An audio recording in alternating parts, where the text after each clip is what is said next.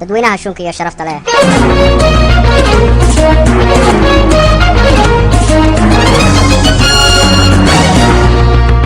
barnaamijka caawa intiisa badan waxaan ku soo qaadaynaa warbixino ku saabsan Gabi Gang ama gabar la yiraahdo Hani oo degan dalkaasi Canada.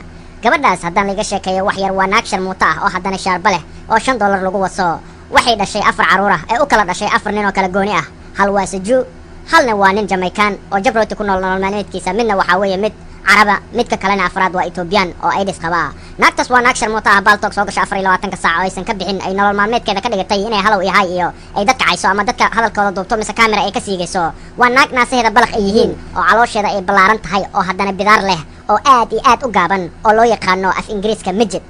waxaan wareysanaynaa yar saaxiibkeena ah oo noo fadhiya studio-ga siilkeeda iyo naasaheeda inta u dhaxaysa oo Chinese ah.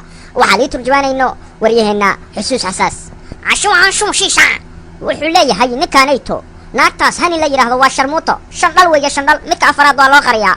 shiica siilkeeda aad iyo aad u soo uraa abaa ninkan muddo waaya 20 sano naagtaas darisnahay ilaa hadda anima wasan waa kafaana aan sababtoo ah siilkeeda waa iisoon kan kama daaqadan iska xiraan ku air condition in balaayan shitaa winter hataa siilkeeda ur waaya ilmahayga hataa ur ay u dhinteen ku hala iga saqiiray naagtaas siilkeeda darteed abaa been kuma sheegay naagtaas nana kuleelan ku dilaa abaa sambuusan ku cijilaa sagaran ku bursan laa naagtaas ha sharmuuto waaya.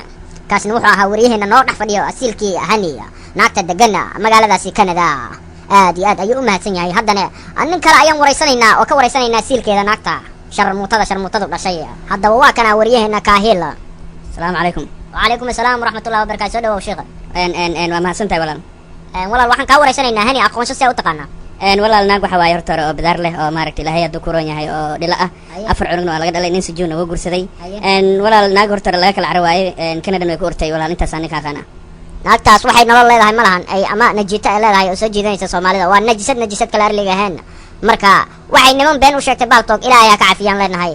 samir iimaan Allah ka siiyo dadka ka dhalatay naagtaas sababtoo ah iyadoo nool ayay dhimatay, qabrigeeda waa loo qoray waa hore laakiin nafta isaga jirta mooyee dhiladu dhashay. sidaas iyo nabadgelyo BBC-deena baartawanka.